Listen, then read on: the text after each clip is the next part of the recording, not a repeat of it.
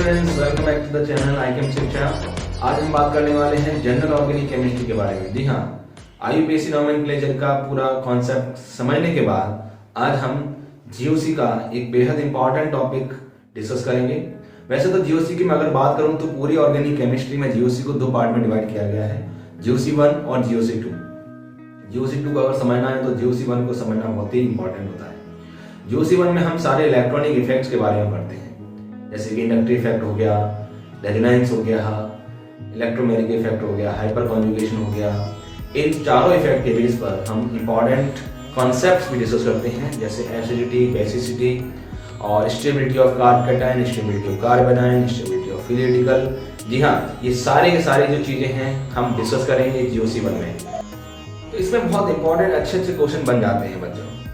और जो हमने अभी बात की कार्बोकैटायन, कार्बोनाइन, फ्री रेडिकल के बारे में, ये सारे हमारे रिएक्शन इंटरमीडिएट कहलाते हैं। अब ये रिएक्शन इंटरमीडिएट जनरेट कैसे होते हैं पहले हम उसको समझेंगे, यानी कि बॉन्ड फिशन के बारे में। और बॉन्ड फिशन के बारे में पढ़ने के बाद हम अपना पहला इफेक्ट शुरू करेंगे जिसका नाम है इंडक्टिव इफेक्ट। तो चलिए आइए शुरू करते हैं सबसे पहले बॉन्ड फिशन के बारे में।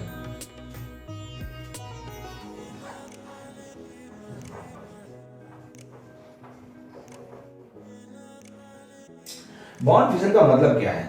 अगर मैं जनरल रिएक्शन का एग्जांपल लूं, ऑर्गेनिक केमिस्ट्री में जितनी भी रिएक्शंस होती है ना, यूजुअली उनको कुछ इस भाग में डिवाइड कर देते हैं। हमारे पास एक रिएक्टेंट होता है और इस पर अटैकिंग रिएजेंट अटैक करता है। अटैकिंग रिएजेंट अटैक करता है और यहां पे कुछ कंडीशंस होती हैं। कैटलिस्ट हो सकता है, कुछ टेम्परेचर हो सकता है या फिर प्रेशर हो सकता है। और इसके बाद हमारा प्रोडक्ट बन जाता है और साइड में हमारा बाई प्रोडक्ट भी बन जाता है। ठीक है, तो किसी भी रिएक्शन को अगर मैं क्लासिफाई करूं तो इसमें डिवाइड किया जा सकता है, यानी कि उस रिएक्शन में एक रिएक्टेंट होगा, अटैकिंग एजेंट होगा, कुछ कंडीशंस होंगी जिस पर रिएक्शन हो रही होगी और प्रोडक्ट बन रहा होगा। अब थोड़ा सा अगर रिएक्टेंट की चर्चा करूं, रिएक्टेंट को ऑर्गेनिक केमिस्ट्री में सबस्ट्रेट भी कहा जाता है बच्चों, सबस्ट्रेट भी कहा जाता है। ये इलेक्ट्रोफाइल भी हो सकता है और न्यूक्लियोफाइल भी हो सकता है। यूजुअली ये दोनों ही हम अटैकिंग एजेंट यूज करते हैं, इसके बारे में भी डिस्कस करेंगे आगे। तो रिएक्टेंट में क्या होता है कि जब भी रिएक्टेंट प्रोडक्ट में कन्वर्ट हो रहा होता है ना, तो पुराने बॉन्ड रिएक्टेंट के ब्रेक हो रहे होते हैं और प्रोडक्ट में नए बॉन्ड बन रहे होते हैं। तो जो पुराने बॉन्ड ब्रेक हो रहे हैं रिएक्टेंट में, वो एक तरीके से बॉन्ड ब्रेक किया जाता है, उसका एक तरीका होता है जिसको हम बॉन्ड फिशन कहते हैं। तो बॉन्ड फिशन की बात करूं तो यहां पर कैसे डिफाइन करूंगा? Breaking of a bond is called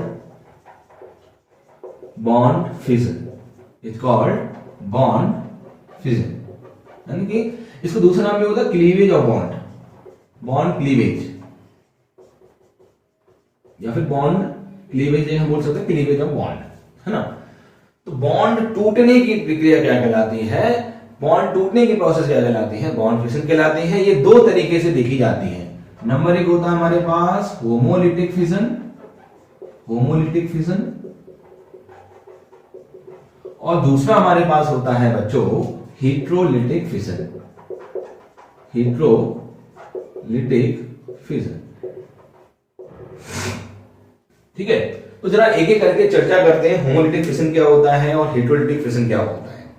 अगर मैं होमोलिटिक फिशन की बात करूं कि देखो एक बॉन्ड में कितने इलेक्ट्रॉन होते हैं? 2 इलेक्ट्रॉन होते हैं। तो अगर मान लीजिए बॉन्ड ब्रेक इस तरह से हो रहा है कि equal distribution of electron is taking place after breaking of the bond, यानी कि अगर होमोलिटिक बॉन्ड फिशन को डिफाइन किया जाए तो इसको हम डिफाइन ऐसे कर सकते हैं, व्हेन इक्वल डिस्ट्रीब्यूशन ऑफ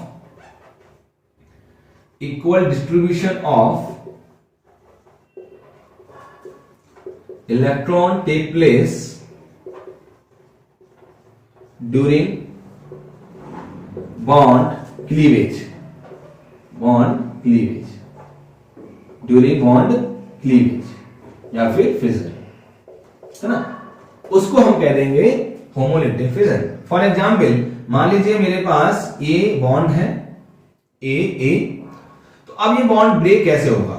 इस बॉन्ड को ब्रेक करने के लिए हम ऐसे करके दिखा देते हैं। ये जो एरो दिख रहा है ना आपको, ये एरो आपको वन साइडेड एरो दिखेगा, डबल साइडेड एरो नहीं है।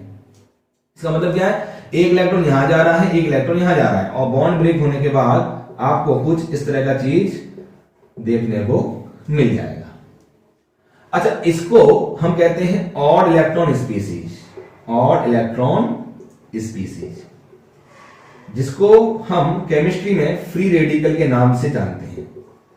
तो हम ये बात कह सकते हैं कि during homolytic bond fission free radical is a reaction intermediate. ठीक है, during homolytic bond fission,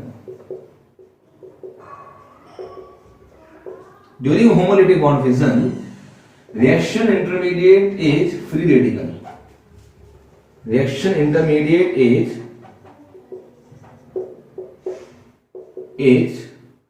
free radical, free radical हमारा रिएक्शन इंटरमीडिएट बनता है। अच्छा, जो होमोलिटिक बॉन्ड फिशन बोला है ना, इसका दूसरा नाम भी होता है होमोलिसिस, होमोलिसिस। अब जो आपको एक बात तो समझ में आ गई होगी, ये होमो का मतलब क्या है। होमो का मतलब है कि जो भी आपके पास बॉन्ड है ना, उसमें दो इलेक्ट्रॉन है, दोनों ही इलेक्ट्रॉन क्या होंगे, इक्वली डिस्ट्रीब्यूट हो जाएंगे। होमो का मतलब क्या होता है, सिमिलर। ठीक, अच्छा, अब यहां पर मैं एक इंटरेस्टिंग चीज बताने वाला हूं। सर हमें कब मानना पड़ेगा कि होमोलिसिस होगी या फिर हेटेरोलाइटिक बॉन्ड फिशन होगा। ऐसे केस में आपको क्या करना है, एरो के ऊपर जो कंडीशन लिखी है ना, उसके लिए एक छोटी सी ट्रिक याद रखनी है। जी हाँ बच्चों, वैसे तो यहां पर आपका क्या क्या हो सकता है, हीट भी हो सकता है, लाइट भी हो सकता है यहां पर हीटिंग का सिंबल लगा हो, है ना, इसका सिंबल हीटिंग का क्या होता है, डेल्टा। लाइट का क्या होता है, एच न्यू, राइट।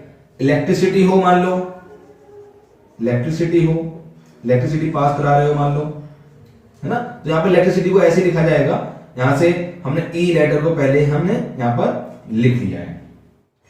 ठीक है, इसके बाद मान लीजिए परऑक्साइड हो, है ना, तो इनमें से कोई भी सिचुएशन होती है ना, तो हमें क्या मिलेगा, होमोलिसिस ही देखने को मिलेगा। ठीक है, अब इसके लिए जो मैं ट्रिक बताने वाला हूं वो याद रखेंगे, HELPER। ठीक, H फॉर हीट, यानी कि आपके पास डेल्टा का सिंबल अगर लगा हो तो भी होमोलिसिस होगी। इलेक्ट्रिसिटी यहां पर हो, मान लीजिए अगर हो तो यहां पर आपको होमोलिसिस देखने को मिलेगी। L फॉर लाइट, सनलाइट हो सकता है, H न्यू का सिंबल लिखा हो सकता है। This is peroxide, right, and E for nothing, it is just to fit this trick into the word, right. R for radical. ठीक है बच्चों, आई होप ये ट्रिक आपको पसंद आ गई होगी। जल्दी से लाइक ठोक दीजिए और आसानी से आप याद रख सकते हैं कि कहां कहां आपको होमोलिसिस देखने को मिलेगी। ऑर्बिटल डायग्राम की चर्चा मैं अगर करूं, ऑर्बिटल डायग्राम की चर्चा करूंगा, पहले मैं अभी आप इसको नोट कर लीजिए, फिर मैं एक कार्बन का कंपाउंड लेके ये समझाने की कोशिश करता हूं। ऑर्बिटल डायग्राम की चर्चा करते हैं। मान लीजिए मेरे पास एक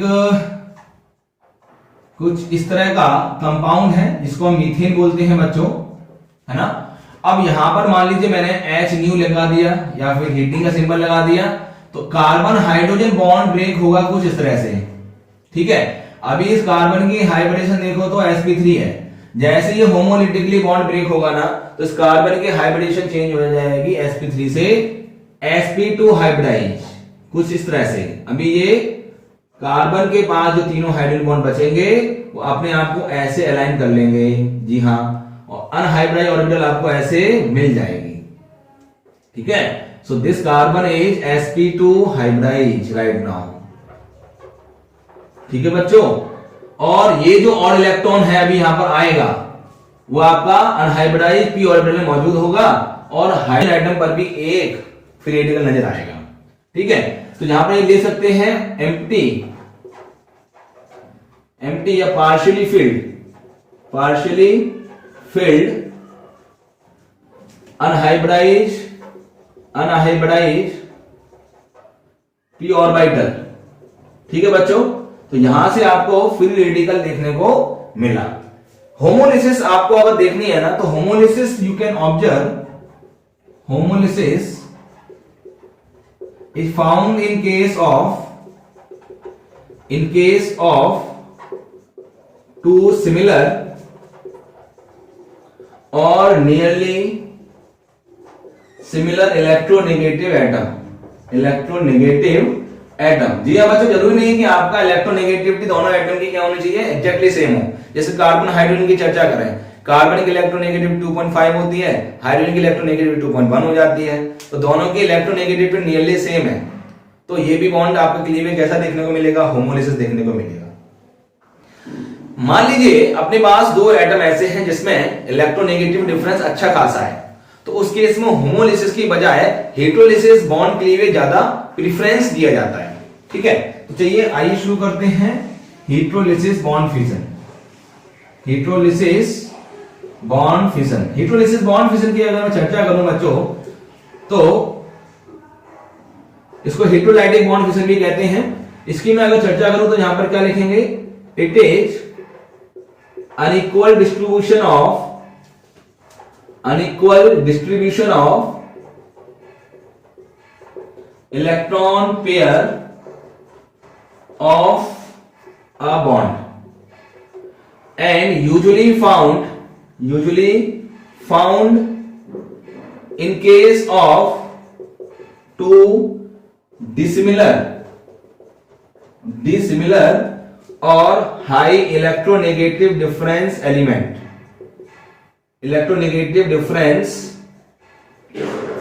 atoms। ठीक है बच्चों, आपको यूजुअली यहां पर बॉन्ड क्लीवेज देखने को मिलेगा। एग्जांपल देखते हैं बच्चों थोड़ा सा, ए बी ये बॉन्ड है, यहां पर दो बातें होंगी बेटा, या तो इसकी इलेक्ट्रोनेगेटिव दोनों की एक जैसी होगी या फिर इलेक्ट्रोनेगेटिव दोनों की अलग अलग होगी। तो ए और बी की इलेक्ट्रोनेगेटिव अगर सेम है तो होमोलिसिस हो जाएगी, अगर सेम नहीं है तो हेटेरोलिसिस हो जाएगी। अगर इलेक्ट्रोनेगेटिव सेम नहीं, तो भी दो बातें होंगी, बी की इलेक्ट्रोनेगेटिविटी ए से ज्यादा हो सकती है या फिर बी की इलेक्ट्रोनेगेटिविटी ए से कम हो सकती है।